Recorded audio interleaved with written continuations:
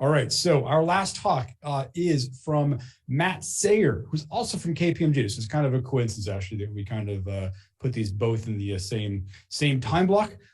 Matt has attended and presented several OSDFCon events in the past and has even hosted the Forensic Lunch a couple of times at the conference to interview some of the speakers.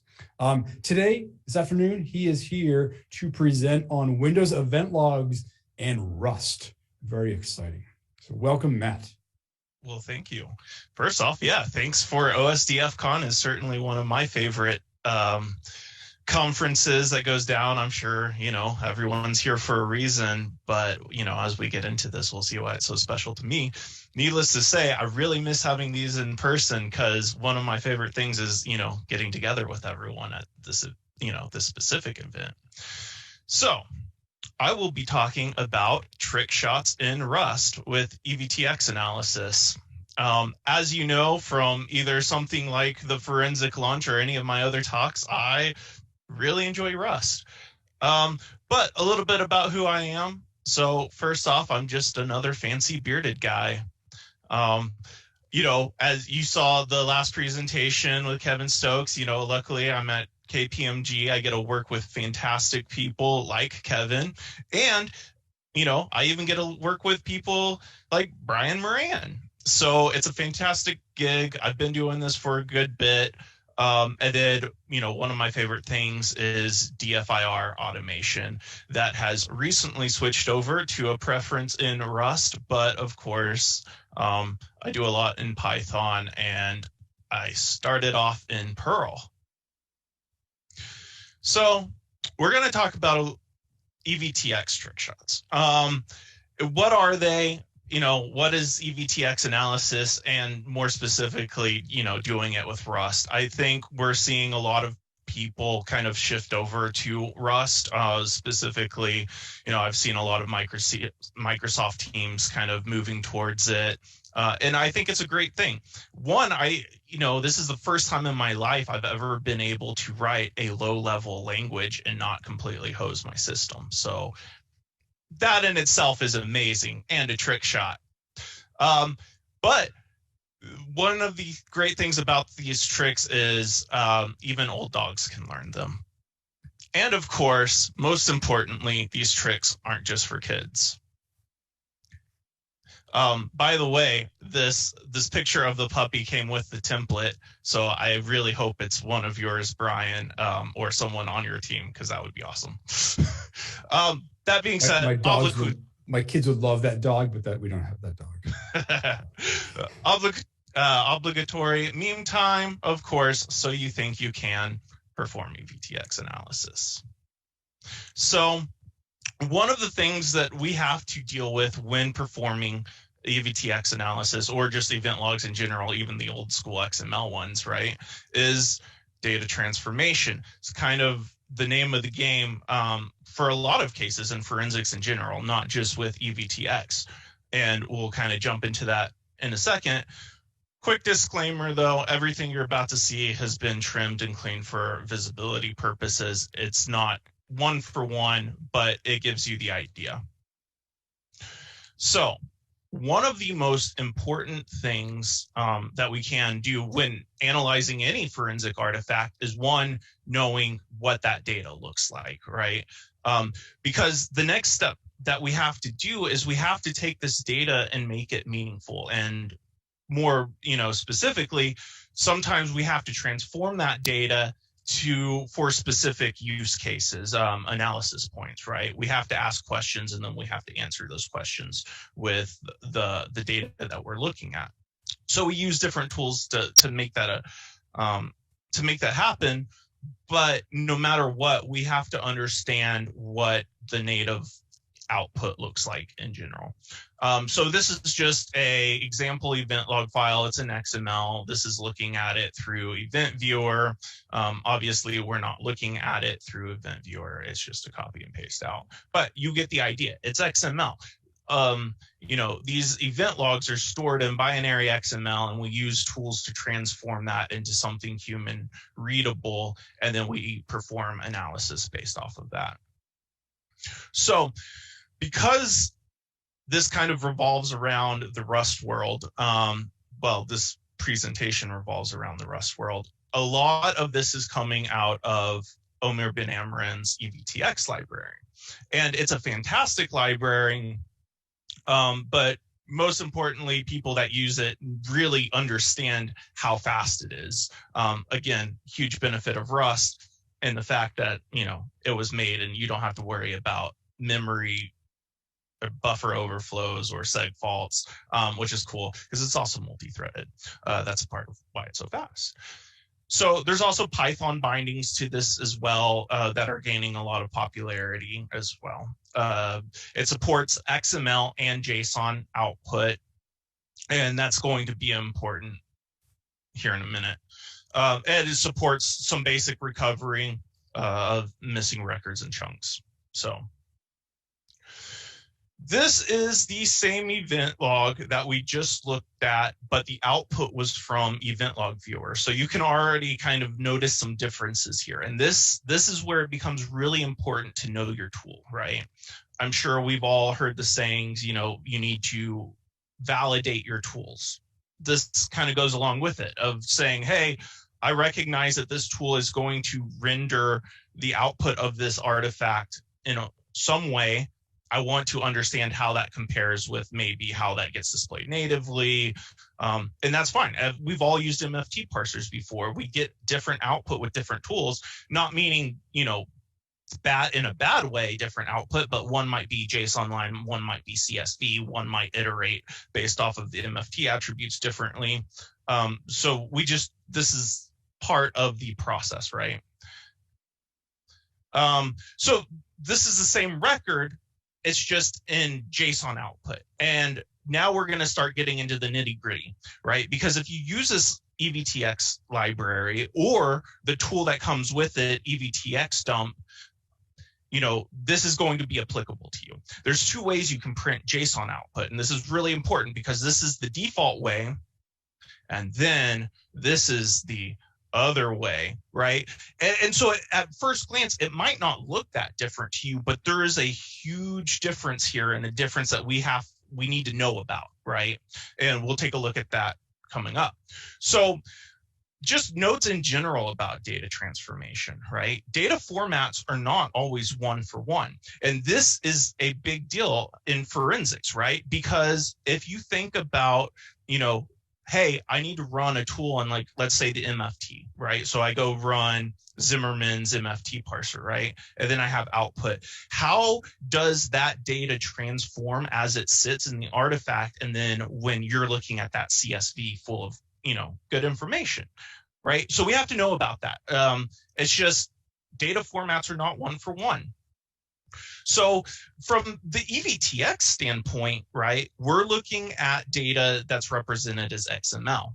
But it's important that we keep in our head that XML does not translate into JSON just as much as neither of those translate to CSV, right? And so this is something that we have to keep in the back of our head, because a lot of times when you take highly nested data coming out of a forensic artifact and you start throwing that into CSV, you have to understand that that data was never flat. So how did the tool represent that? And just as much as, even if it's throwing it out as JSON, how did the tool represent where it came from to where it is when you review it, right? So these are all important factors in reviewing our tools. So know your tool, know your library. Once again, we're talking about the evtx library. So this is that example that I mentioned earlier where we have raw XML. Then now we look at XML from evtx dump, and it's not one for one. One, we can just look straight away at that data element under event data element, and we see it's just a giant string, whereas in the raw XML, it's really a list of multiple data elements. So this is because it's just how the tool renders it. It's things you need to know about when you use these tools. So just as much as we use the same tool and we use JSON output options, we need to understand that there's another option called separate JSON attributes. And the reason for this is because in XML, you have a different structure than you have in JSON. And again, much more different than you would have in, a flat text output. So we have to understand where those exist and how they can affect us, right? So we look at things like, we have event ID, that's an element. And then this element has an attribute called qualifiers. The value of the qualifiers attribute is, 32,768. All right. But the event ID element itself has a value, and that's, 6,009. So how does this get represented in JSON when JSON doesn't contain these, same qualities as XML? So one example here on the left, or maybe it's your right, I don't know, XML element you see has a event ID hashtag attributes, and then there's a qualifiers field within that. So it's very hot nested, right? And then just as much as there is a hashtag text, which represents the value of event ID. On the other side of that, you have how the data looks if you use the separate JSON attributes. We see that there is an event ID, and that is the value of the element itself. And then there's also a event ID underscore attributes field, and that contains the attributes of the element itself. So why is this important? Because now we get into things like consistency. So this is the same tool, the same options, but two different events. So this is not using the separate JSON attributes parameter. And what you see here is that in one event, you have event ID dot hashtag attributes dot qualifiers, where in the other one you don't have that. So event ID is just a value, whereas the other one event ID dot hashtag text is the value. So it's inconsistent. And from a query and analysis point of view, this is really important to know, because event.system.eventID.hashtag text is not the same as event.system.eventID. So bonus question, do you know when the event ID element will have additional attributes? Because I don't. And because I don't, that means this is always going to be inconsistent. And so when I go to do my analysis, I don't want I don't want this scenario to play out where I look for event ID as something and miss results because in another event it was hashtag text, right? So important things to know about. All right, so let's keep all of these things in our mind, and let's get to the first trick shot. This trick shot is recovering event log records. So the first thing to understand is, where can event records exist inside of their native file that you can recover them from, right? So what comes to mind to me, there's two scenarios here where you can have an empty chunk, and this is just knowing how the evtx data works, right? A chunk is kind of like a page of binary records. So you can have a chunk that's empty, where this was kind of just sitting around unallocated. This is different than having an allocated chunk, where at the end of the allocated data, you can have unallocated data, kind of like file slack, right? And so there you can also have records to recover. Recovering those records is much more difficult than records from empty chunks. So that being said, there was actually a branch of the evtx library where I added some functionality in to recover records from those empty pages. So this is good to know about, because I've actually ran into cases where this was able to pull records out that other tools couldn't because of this recovery technique. But in order to get it, it hasn't been merged into the main branch yet of Ben Amorin's evtx library, so still waiting for that. But this is basically how you can get it. Say git clone branch parse empty pages feature from my GitHub, and that'll download it. quick command overview for, if you need this later, just a quick, hey, these are the tools I ran. This is why I chose those parameters. Then once you do that, if you have Rust installed, you can just do a cargo build release that compiles the tool itself, and then you can just use evtx dump to parse out an event log. So once again, just a quick overview on those commands and parameters being used. I kind of like to do that for all my examples, so you have something that you can easily reference in the future. So once we do that, you just run evtx dump on any given event log file. So here's an example of one where we have a record recovered. This is using the tool from the main branch as is from the releases on the same event file. You can tell that there's no event files displayed here versus this one where there is, and that's just from doing the record recovery. So now that we know that there's a branch where we can perform record recovery on, let's look at our next trick shot, which is just large-scale processing in general. This is a cool one. So in this data set, we have 21 hosts. We have over 17 gigabytes of event logs, and we have, almost 5,000 just native events that we want to parse out, right? So before we do this, I want to tell you a little bit about another thing I like to do, and that's using either find or FD. So of course, I'm going to show you what is FD. Well, FD is just a find, but implemented in none other than Rust, right? So we're going to mix in evtx dump, and we're going to use FD to find all of our event log files and then execute each one with evtx dump, and then we're going to output that to JSON line, because once it's in JSON line, you can pretty much stick it anywhere you want. So quick command on what we're going to do. We're going to say, hey, let's use FD. We're going to say, look for files with extension evtx, give it a match pattern, the location of the files to search, and then we're going to say, hey, run this command on each file that you find. The command we're using here is evtx dump. Output is going to be JSON lines. We're going to use that option to separate JSON attributes, really important there. And then we pass it, the found file, output it to the JSON line, good to go. So how fast is this? How fast can we parse all of that data? Well, in this case, a little over 4 minutes.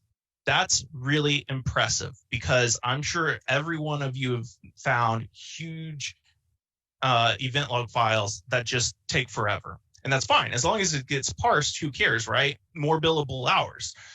Good for you. But, when you have a lot of data, you need to get it processed fast. And this just shows how fast you can do that. Again, I talked earlier about, in this case, we're using FD, so it's going to multi-thread it out. But the evtx library itself is parsing those chunks out multi-threaded anyways. So you're just getting good speed all around, low resource usage on the memory side, which is really nice. So, but we also, we still need to know our tool, right? And so let's just do some comparisons against, different branches and, Zimmerman's tool as well. So if we use the recovery branch, we're looking at, 20.1 million records that were parsed out. Same thing with the main branch. We gained about 10,000, a little over 10,000 records using the recovery branch.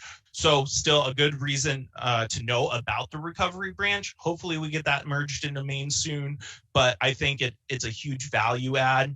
The time on it is a little bit longer to do that recovery. So you're losing a little bit, but you're still gaining a lot of records from it, right? And then we hit Zimmerman's, right? So Zimmerman's actually recovers the most records out of either of these, which is great. Like, that's something we need to know about when we go to use this.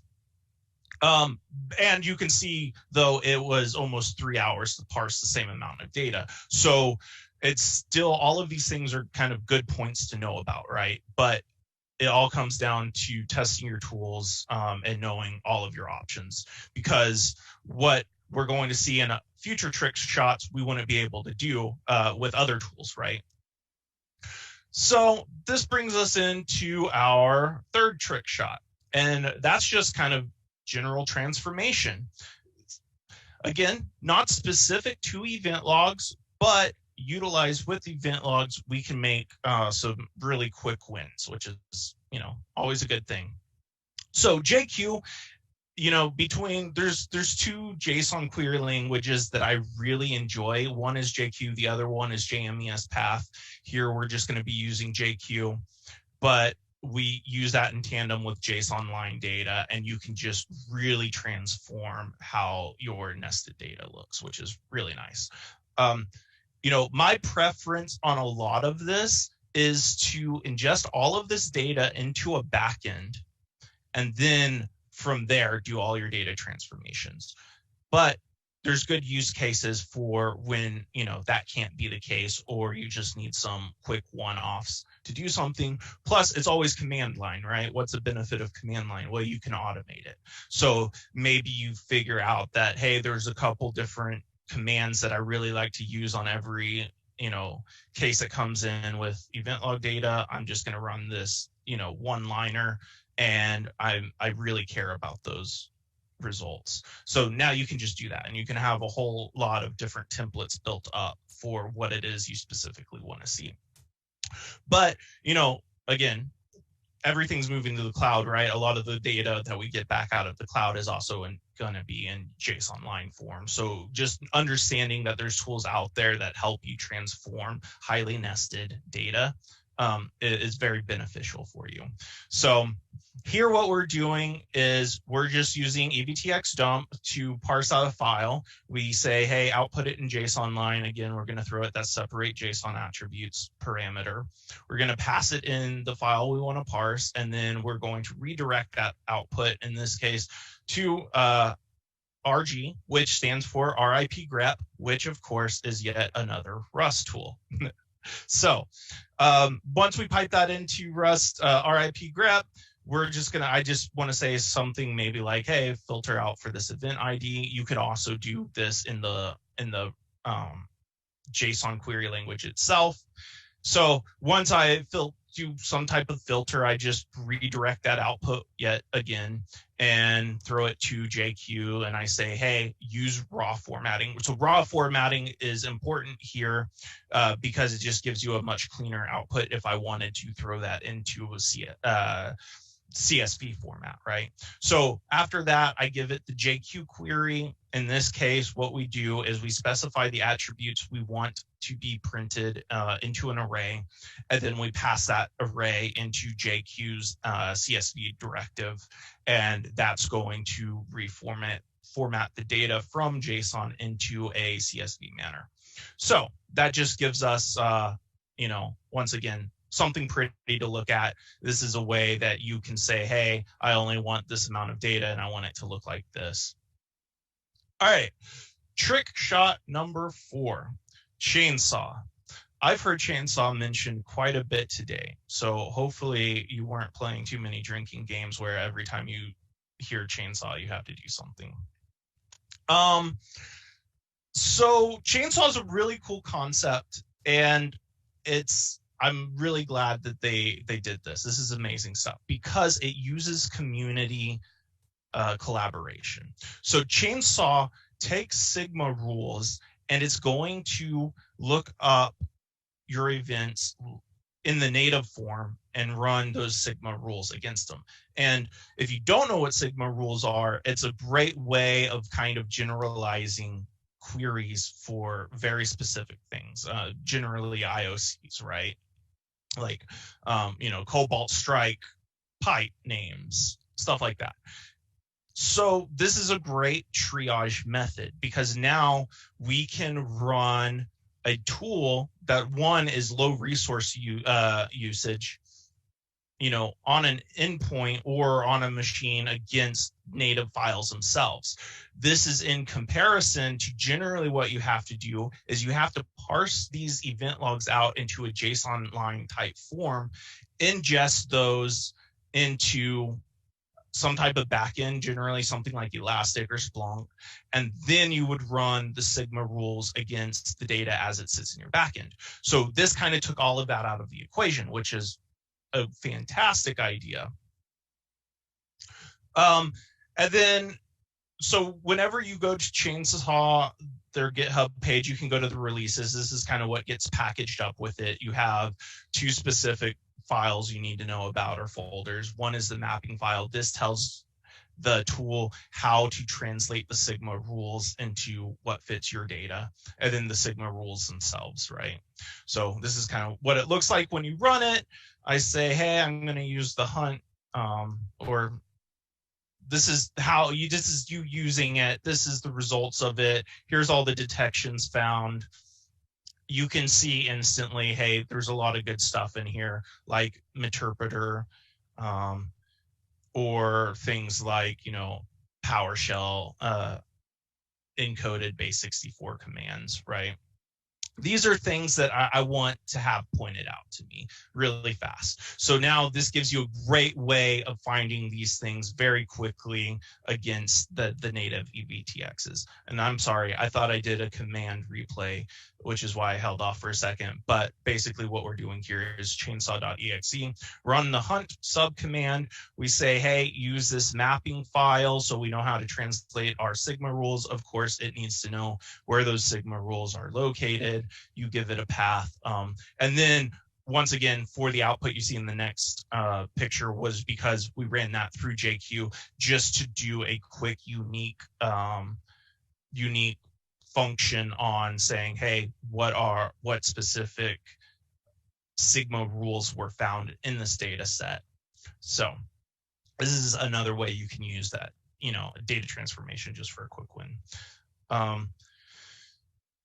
Cool. So, I did. Sorry, it was at the end.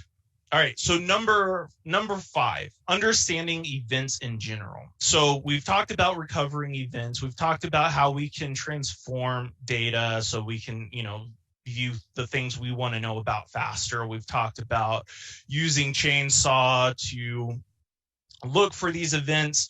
And again, what's so beneficial about this is now you have a lot of community contribution that you can just have at your fingertips. And so, but then we kind of go into how can we create these rules? How do we know what events are getting logged based off of, what it is that the threat actor or whoever is performing? How do I know what to look for? And a lot of that comes down to research and studying other people's work. And one of the ways you can do this is, I have a GitHub, and I'm sorry, it's a little outdated, but the release still works. And it's called Listen Events. And literally all it does is hooks the Windows API, and you can perform actions in real time and just, see what that data looks like. And I think, is that not going to play? There it goes.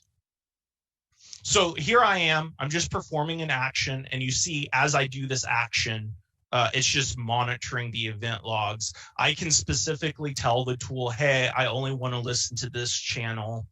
And then of course you could always further redirect that through something like grep if you want to get even more fancy.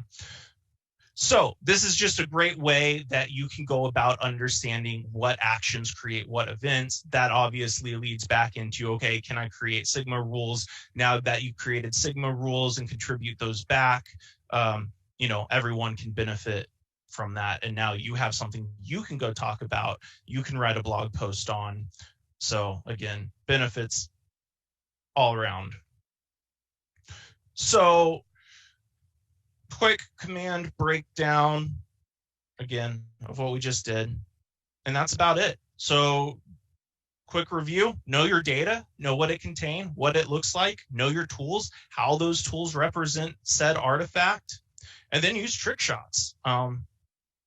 Recover event logs, process large volumes of data, quick transformations with JQ, Sigma rules for quick finds, and then how you can research events to understand how you can create more rules that benefit yourself and everyone else. So that's all I've got for you. Thank you very much. You can always follow me on Twitter, forensic_Matt. There's my GitHub. But also special thanks to Omer Ben Amran. He's done fantastic work with his Rust library. A lot of people are using it. I think even more will in the future. I think there's still some work that has to go into it, but just fantastic stuff. And of course, Frantic Typing, Alex Kornitzer, they created Chainsaw. Highly suggest following them, seeing all the cool stuff that they do. Again, just a huge value add to be able to say, hey, here's a dump of event logs, search for, things that I want to look at. And that's it. All right. Well, thank you very much, Matt. That was very, very informative. There's a bunch of discussions going on the channel, mainly griping a lot about kind of various non-standardizations and things about event logs and such. If you could, though, I would love a 30-second overview, if you could, for people on kind of what is Rust versus some of the other languages and why you think it is the cat's meow of languages. Yeah, I mean, for me, it's because it's a way to handle large data at scale. I'm used to Python, but Python doesn't do the speeds for the type of data I process anymore. So I want to write low-level tools, and Rust is the only way that I've been able to do that safely without completely causing a lot of seg faults and not knowing anything about memory management. So it's just a safe language that obscures memory management. Cool. There's one question on there of Rust seems really interesting for automation. Does it play well with PowerShell? Yeah, I mean, it's a compiled language or a low-level language, so you have to compile it, so there's no interpreter. I will say Rust is one of the best languages I've ever used out of the box for cross-platform. Better than Python, in my opinion. So. You know what? There was something someone talked about in the channel I wanted to just mention, which was, is there a way you can do time-based queries? They said that they had like an event log that was 30 gigs. That's a huge event log file. The one that we did was that the data I showed in this example for the large volume was less than 30 gigs of, over 4,000 event log. So when you think of one event log that's over 30 gigs, and it happens, I've seen it, like I know it happens. I can't answer his question. I don't know if there's a way. I know there's another branch some people are working on right now of the evtx library that adds in a lower level filtering so that you can do things like that. So I would expect in the near future to have that capability. I'll just say that, even 30 gigs, yeah, it's going to take 5 minutes to parse, but it's still going to parse it. So I would just do post filtering at that point. Great. Well, thank you very much, Matt. And again, like everyone, look forward to actually seeing you in person again one of these days. So absolutely. Thank you for your talk.